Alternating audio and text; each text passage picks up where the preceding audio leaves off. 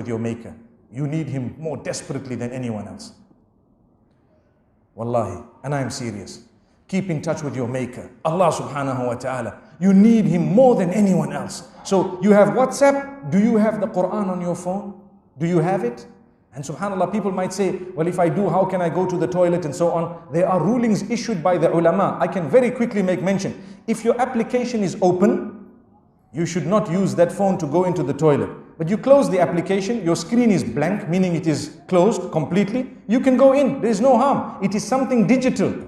It's like a hafiz of the Quran. If he's reciting the Quran, he cannot walk into the loo, but he is quiet. The Quran is in his heart. He can go in. And he must not waste time in the toilet. That's another beautiful teaching of Islam. When we go to the loo, we are not going there to have fun. You know, if you go into some loos, you see magazines, especially those in some places who play golf. I recall very clearly when I was a little bit younger, I entered one man's, the loo in one man's home. And on the top, the shanks at the top, he had the rules of golf.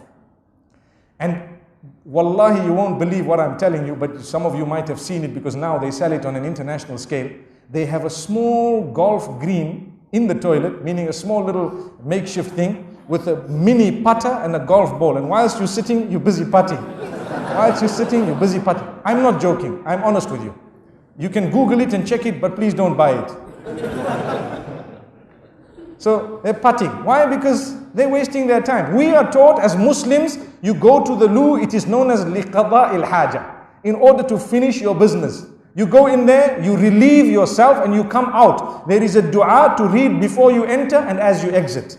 To ask Allah protection from the devil, because we are taught that sometimes shaitan infests those areas. So you go in and you come out. Please don't play golf in the loo and stop reading magazines and all that in the toilet. I know. So much so that last week someone sent me an image on WhatsApp, and I must share this with you because I just remembered it now. And it showed a man sitting on a pan. And he said, oh no, I forgot my phone. You know what that means? That means people have made it their business that before you go to the loo, look for your phone. So that you can spend time. Now you're sitting on WhatsApp, messaging people and so on. You know what happened to me a few weeks ago? I can't remember which airport it was. But there was a man speaking inside the toilet.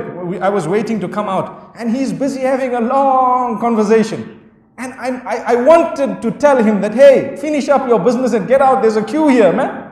And he was like, if you offered him coffee, he probably would have said, okay, thank you very much. This is dangerous. The reason why I'm making mention of it. This is what is overtaking the globe at the moment.